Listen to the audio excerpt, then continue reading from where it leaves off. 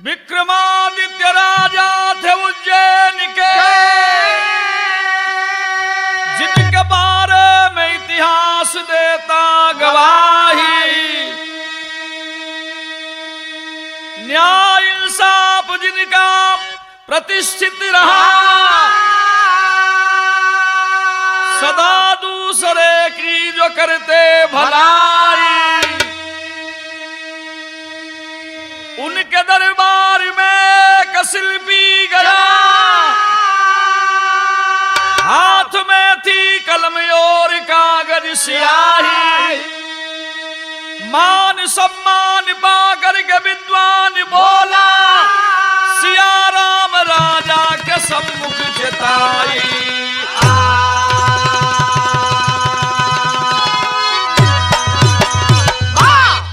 तर्ज बदल गई मास्टर, और वही तर्ज में किया आई हो मेरी जिंदगी में तुम बहार बन के।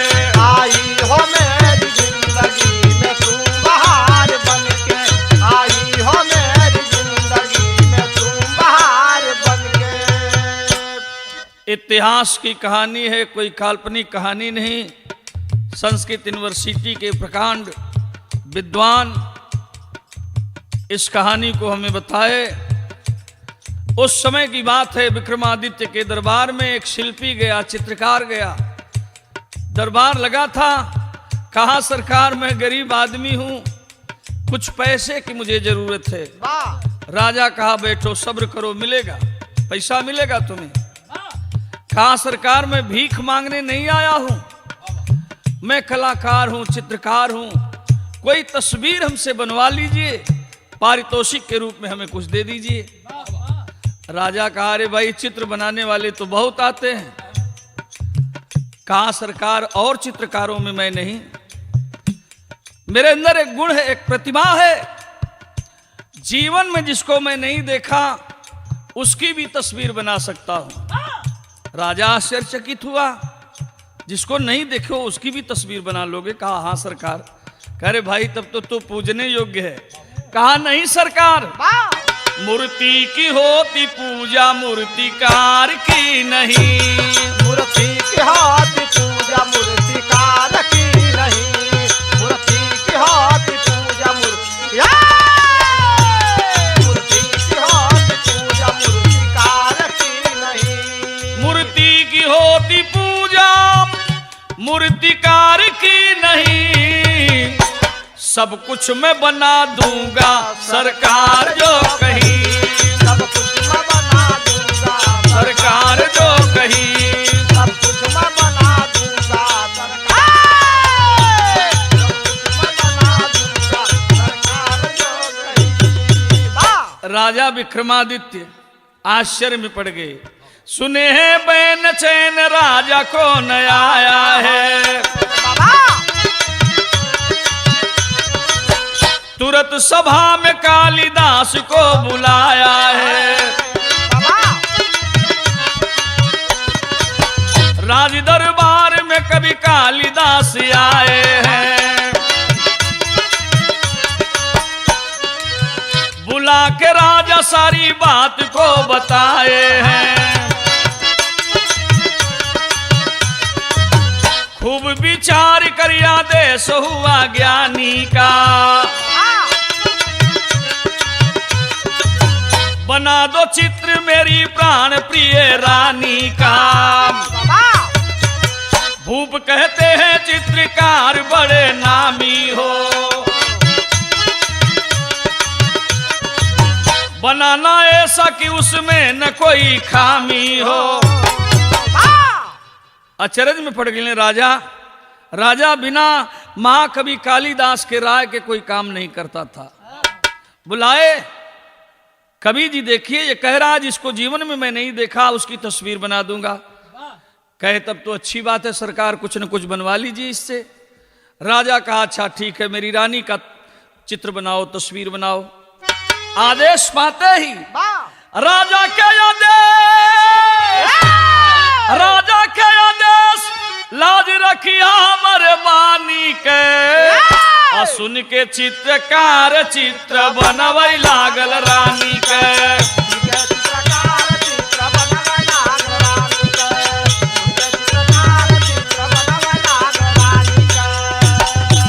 अरे भैया बिना देखले चित्र देहल रानी के बनाई। देख राजा ज्ञानी तब गईल अघाई।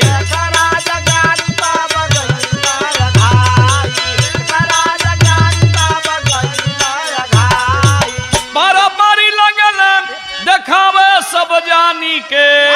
और सुन के चित्रकार चित्र बनवै लागल रानी के।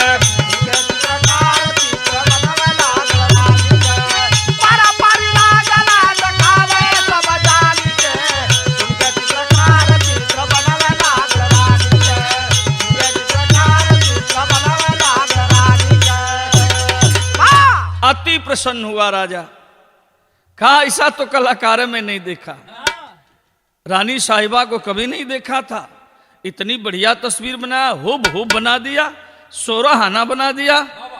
कवि जी जरा देखिए तर्ज बदल गए मास्टर। ये बिलासपुरी भाषा में है। चुटी चबे कस लागे रे दीदी, चिवटी चबे कस लागे रे दीदी। काटा गले जस लागे रे ज्यादा नहीं पिराबे हो ज्यादा। अंगन में आ गए फूल बेचैया, कांच डाले रे नाच डाले, कांच डाले ना।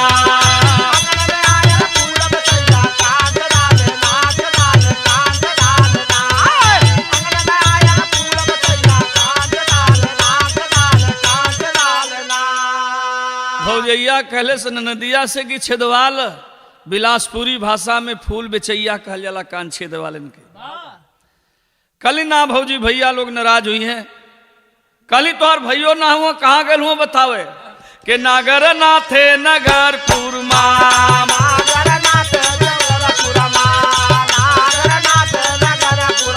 रजनामा लिखावै जबलपुर महाराज।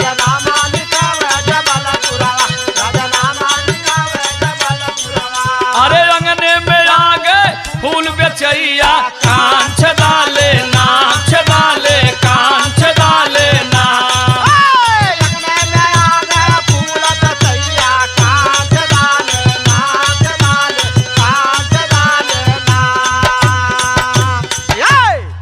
बड़का भैया नगर के बहरे नागर नाथे मतलब हर न धले हूँ। आ दूसरका जने बहनामा करावे गेल हूँ जबलपुर छेदवाल। लेकिन यही के रांची की ओर तो बदल दिली अपनी भाषा में, जहां सोकनी सोकना कहल जाला मर्द मेहरारू के। तो सोकनी तोरे कर नवाना,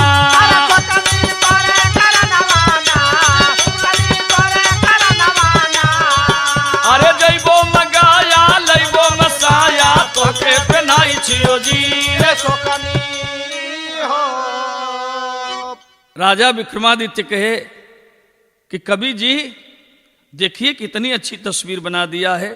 जब महाकवि कालिदास के सामने तस्वीर गई तो कविवर कहे सभा में ना, कविवर कहा सभा में ना, कविवर कहा सभा में ना। अरे माना बचनिया बाए का कमिया, जाने न दुनिया लाय बेटा हो। महाकवि कालिदास कहे एक कमी है इस तस्वीर में, झल्ला गया चित्रकार। राजा कह रहा है कि हुबहुब तस्वीर है, प्रजा कह रही कि एकदम सही बनाया है। ये कवि कह रहा है कि एक कमी रह गई, झल्ला गया चित्रकार। मिली मिट्टी में सब आशा,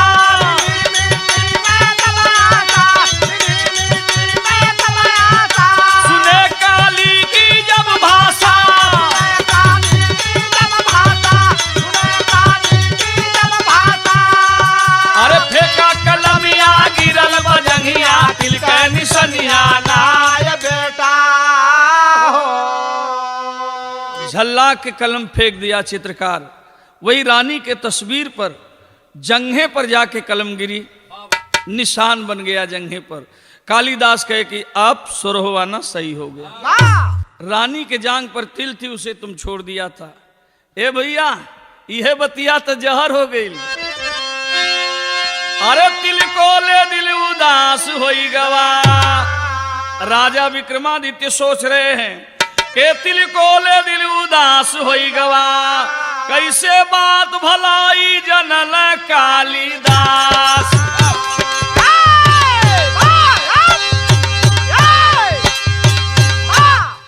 राजा कहा भरे दरबार में कालिदास बेइज्जत कर दिया हमें, हम इसे प्राण से बढ़ के मानते थे। प्रजा कह रही है कि मामला क्या है कि कालिदास रानी के जांग का तिल कैसे देखे। तो करुण वेदना लिए हृदय में, अब राजा सोचे मन ही मान। खुले आम ले लिया बरू, चर्चा होती है जन जान। ग्लानि से भर गया जिगर तब, एक पल भी ना रहा चैन। अरे घोर पाप कर किया कलंकित, मरवा वही कर जता।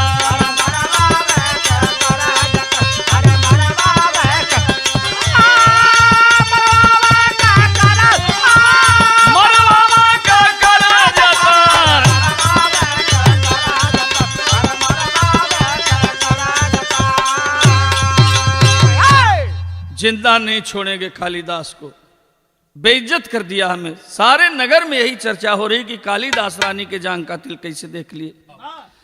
ए भैया तर्ज बदल गई, और मास्टर है तर्जबाम कि हम हई मजनू का यार प्यार सिखलई बे गोरी।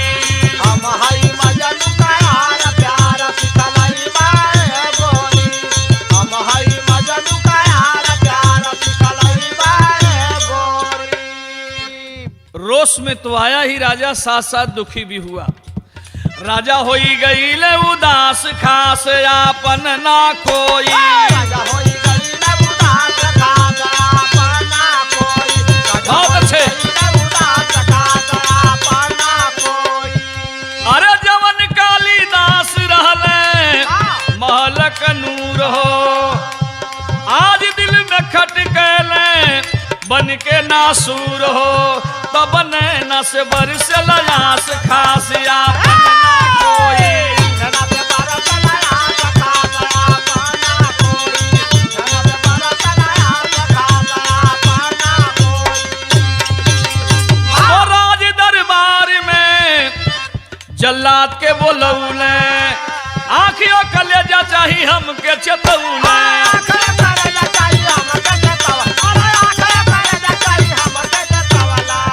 वही जंगल में फेंक दिया लाश, खास आपन ना कोई।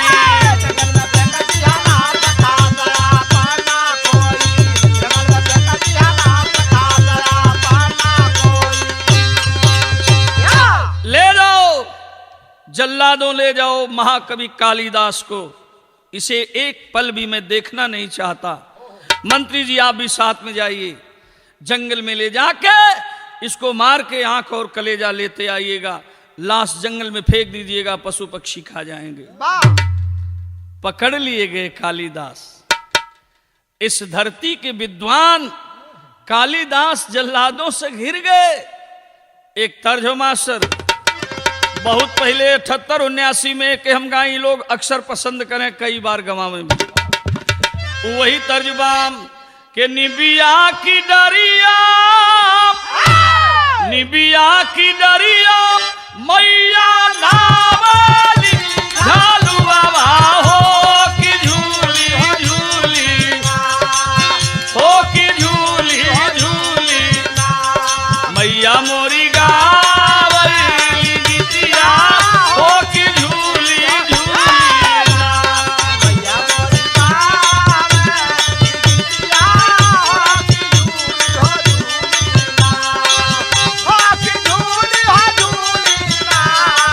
हो की झूली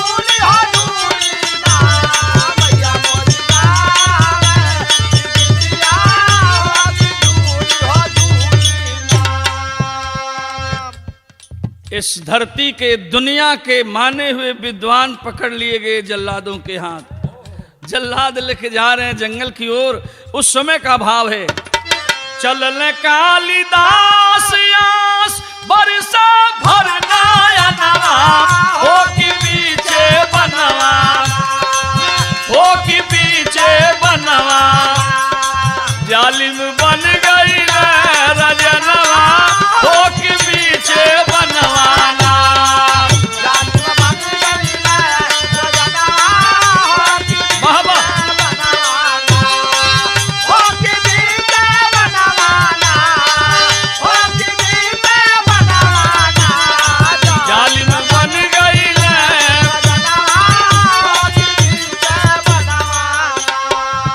जवन कालिदास रहले राजा के परनवा हो कि पीछे बनवा, हो कि पीछे बनवा, आज भइल दुश्मनवा हो कि पीछे बनवाना।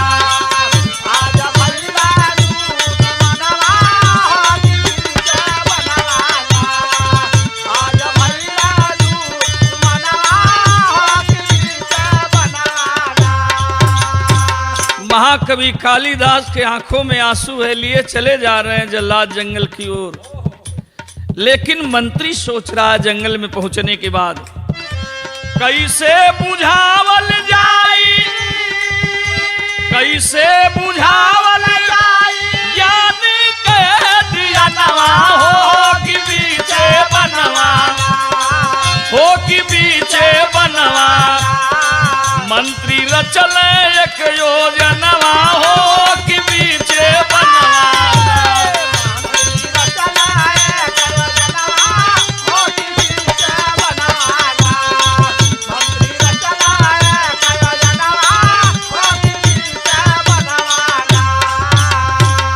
काली के बचौने मरल जंगल में हिरनवा हो कि पीछे बनवा, हो कि पीछे बनवा, अइले राजा के समनवा हो कि पीछे बनवाना। अइले राजा के समनवा हो कि पीछे बनवा, हो कि पीछे बनवाना, हो कि पीछे बनवाना, अइले राजा के समनवा हो कि पीछे बनवाना। सोच रहा है मंत्री, कालिदास को मारने का मतलब, महाकवि कालिदास को मारने का मतलब कि इस धरती से, इस दुनिया से ज्ञान का दीपक बुझ जाएगा। निर्णय लिया, एक हिरन मार के आंख और कलेजा लेके आया है। जब चलने लगा मंत्री, कहा कवि जी चलिए साथ में। आंखों में आंसू भर गया कालिदास के, रोने लगे। जो राजा इस ढंग का निर्णय देकर मुझे भेजा जंगल में, उस राज में कैसे जाऊं। कहे सरकार आप मेरे साथ चलिए, इसे मैं गुप्त रखूंगा, राजा तक ये खबर नहीं हो पाएगी। लिवा के चला है, तनी बढ़ा ला मास्टर। ए भैया कालिदास मंत्री के रहा भवनवा दुनिया जानई ना, राजमहल में घटली एक घटनवा दुनिया जाने ना। कुछ दिन के बाद राजकुमार गया जंगल की ओर शिकार करने। जब शिकार करने गया है, उसके साथियों का साथ छूट गया, अंधेरा होने लगा। तो राजकुमार एक दिन जंगल में शिकारी खेले गईले हो, साथ छुटल बा साथिन के, वन में अनार हो गईले हो। शेर दहाड़त आ गईले समनवा दुनिया जाने ना, छड़ी के पेड़ पर बचावल चाहे जनवा दुनिया। साथियों का साथ छूट गया, दहाड़ते हुए शेर आया। शेर की आवाज जब सुना राजकुमार राजा विक्रमादित्य का पुत्र सुरक्षा के लिए पेड़ पर चढ़ गया। जब पेड़ पर चढ़ा है तो देखा क्या, पेड़ के ऊपर भालू बैठा, पहले से ही जाई हो, राजकुमार के ऊपर नीचे घेर के मौत आई। तब तक भालू बोल बड़ा दई छ नवा दुनिया जाने बना मित्र जब आ गई लगो हा नवा दुनिया जाने ना।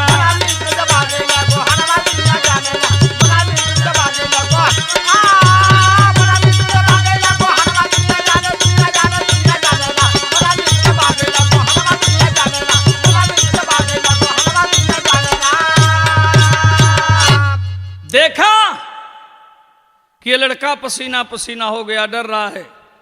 नीचे शेर देखा, ऊपर भालू देखा। भालू समझ रहा है कि ये डर रहा है। कहा बेटा डरो मत, जौने रोग का शिकार तय हुए वही रोग का शिकार हमहू हैं। हमहू शेरवे के डरन ऊपर चढ़ली पेड़े पर। डरो मत, मित्र जैसा भाव मैं रखूंगा तेरे साथ। आ देखो ज्यादा ये रुकेगा नहीं, घंटा 2 घंटा रहेगा, तब तक तुम आराम करो, मैं जागता हूं, फिर मैं सोऊंगा, तुम आराम करना। ज्यों ही राजकुमार सोया, शेर नीचे से बोला। उस जमाने में राजा विक्रमादित्य का परिवार पशु पक्षी की भाषा समझता था। शेर बोला भालू से कि रे मानव के चक्कर में क्या पड़ा है, उसे ठेल दे, मैं क्षुधा पीर मिटा के चला जाऊंगा। भालू कहा नहीं, जब मेरी शरण में आ गया, मेरा मित्र बन गया, तो इसे मैं धोखा नहीं दूंगा। लेकिन जब जगा राजकुमार जगा, भालू सोया, वही बात शेर फिर कहा कि रे मानो उस भालू को गिरा दो, मैं खा के चला जाऊंगा, तेरा कुछ नुकसान नहीं करूंगा। लेकिन राजकुमार कहा कि ठीक है, कहा तो ये आलू भालू से हमें का लेवे के, ठेल दिया। लेकिन चालाकी से सोया था भालू। कहा गया रे राजकुमार, मुझे मालूम था कि तू राजा विक्रमादित्य के लड़के हो। जब तेरा बाप कालिदास का नहीं हुआ तो तुम कैसे मेरा होगे। इसीलिए मैं चालाकी से सोया था। मैं चाहूं तो तुझे मौत की सजा दे सकता हूं, नहीं दूंगा, मित्र बना लिया हूं, लेकिन थोड़ी सी सजा तो दूंगा। मरलेस खान जीभी पर राजकुमार के इनकर जबनिए हो गई। ए भैया, खाली ससे मीरा ससे मीरा ससे मीरा के सिवा कोनो बतिये न कहें। घरे अइले राजा जब सुना, बड़ा परेशान हुआ। ओझाई दवाई वैद्य डॉक्टर लगौलन, ठीक नहीं भइले राजकुमार। वो समय का भाव हो प्रदीप भाई कि राजा ज्ञानी हो, राजा ज्ञानी, अरे बेटावा खातिर होई गई ले परेशान। राजा ज्ञानी हो, होई गई ले परेशान। राजा ज्ञानी हो,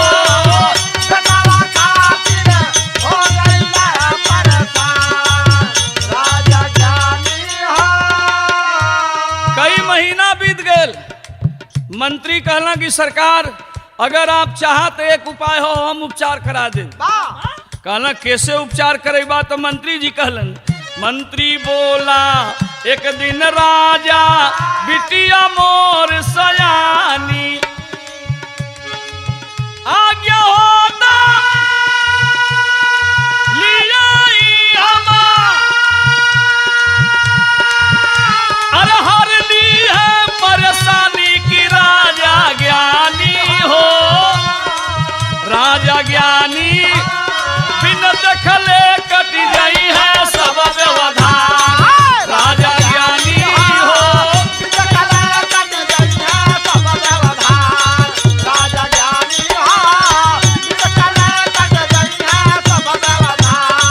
राजा ज्ञानी हो। ए सरकार, हमार बिटिया बड़ा विद्वान है, कहा तो उसे उपचार करा दें। कहला रे मंत्री जी पहले कहले रहता। कहला कि नहीं, एक शर्त है मन, बिटिया हमार करी उपचार, लेकिन आड़ से करी। दीवाल के वो बगल ऊ रही है, बगल तुहा लड़का रही। कहला भैया कैसो करावा, आड़े रहो सामने रहो, ठीक होइले से। तब राजकुमार के साथ राजा बैठे हैं उस पार।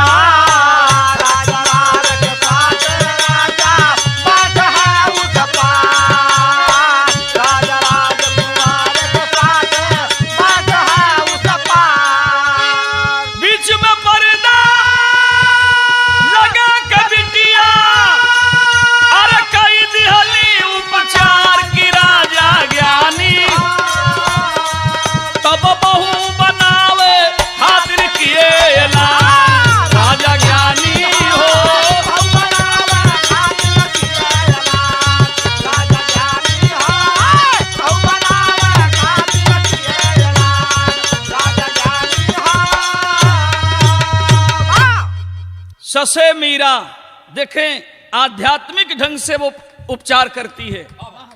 पहले ये चारों अक्षर से उपचार किया उस लड़की ने कि शरणागत को मरवाना है राजा का कर्तव्य नहीं।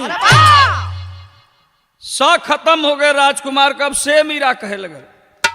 अब से उपचार कैले से तुबंधु गंगा सागर से भी होता अस्त नहीं। दुनिया का तीरथ कह लो लेकिन ओकर पाप कटी वटी नहीं। से भी खत्म हो गए। मीरा मीरा कहे लगल तो मी से उपचार कैले से मित्र द्रोही विश्वासघाती तब तक नरक में रहते हैं, सूर्योच्छा जहां में जब तक सदा चमकते हैं। मित्र द्रोही और विश्वासघाती जब तक धरती पर सूरज चंद्रमा कायम है तब तक नरक में ही रहते हैं। मी भी खत्म हो गए।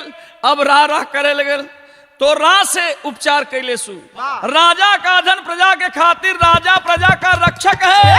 अरे कर लेना एहसास पिता यो पुत्र बने क्यों भक्षक है।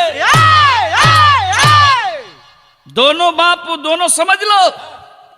कालिदास के साथ धोखा किया तेरा बाप, और तू जंगल में भालू के साथ धोखा किया। राजा अचरज में पड़ गई कि हो सकला मंत्री जी हमार कहानी बतौले हूं, लेकिन ये राजकुमार और भालू की बात कैसे जान गई जंगल वाली। राजा कहे मंत्री जी मैं अति प्रसन्न हूं आपकी लड़की से, ये कैसे जान गई ये तो बताइए। मंत्री कहा सरकार मेरी लड़की अध्यात्म के बल पर जान गई। आध्यात्मिक भी है। कहे मैं इसे बहू बनाने को तैयार हूं राजघराने में। कहीं तो पूछना पड़ेगा उससे। गए अंदर आए, कहे कि सरकार वो कह रही कि धोखेबाज है बाप पुत, कौन जाएगा इनके घर में। अब राजा सोचने लगा कि ऐसा तो नहीं कि कालिदास भी आध्यात्म के बल पर जान गए कि रानी के जंघा पर तिल है। ये तो बहुत बड़ी चूक किया हमने, ऐसा भी होता है। आध्यात्म के बल पे लड़की सारी कहानी जान गई तो ऐसे तो कालिदास भी जान सकते थे। दुखी हुआ राजा, कालिदास को सोच के रो रहा है। अरे कालिदास, कालिदास तुहार नाम सब दिनवा रही, कैसे तुहरे मरण गई कमी नवा सही। कैसे तुहरे मरण गई कमी नवा सही, कैसे तुहरे मरण गई कमी ना सही होय, कमी ना सही होय, कमी ना। कैसे तुहरे मरण गई कमी नवा, कैसे तुहरे मरण गई कमी ना सही। तो गलती हमार तू तरह बेकसूर हो, बानी मजबूर हेरवा के कोई नूर हो। मारा सीने में कटारी चाहे बतिया कही, तलवार निकाल लिया कि महाकवि कालिदास मैं तेरे साथ बड़ा धोखा किया, अब मैं भी इस धरती पर जीना नहीं चाहता। जब वही कटार चलाना चाहे राजा विक्रमादित्य यह कही के राजा तजल चहले परनवा, तझर झर बरस आंसू कालिदास भैसा मानावा।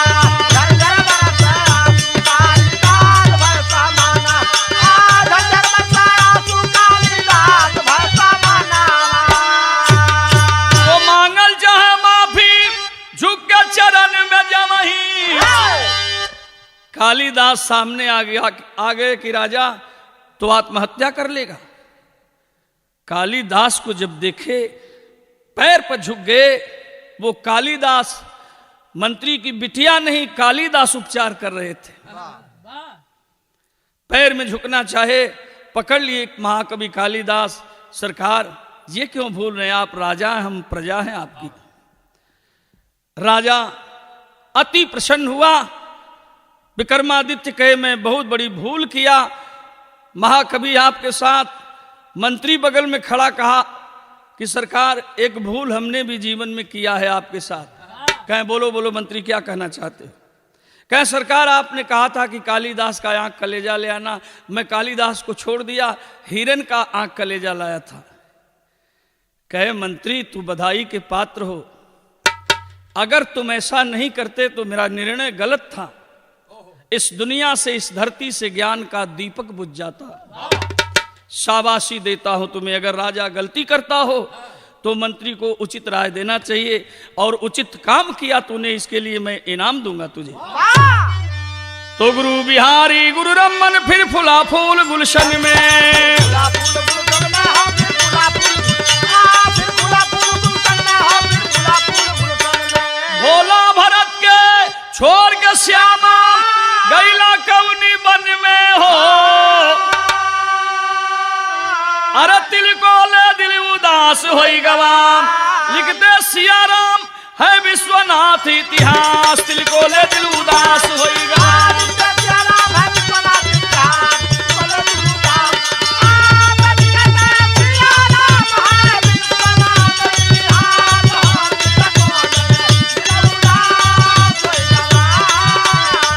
मोरे रामा अरे मोरे रामा हो राम।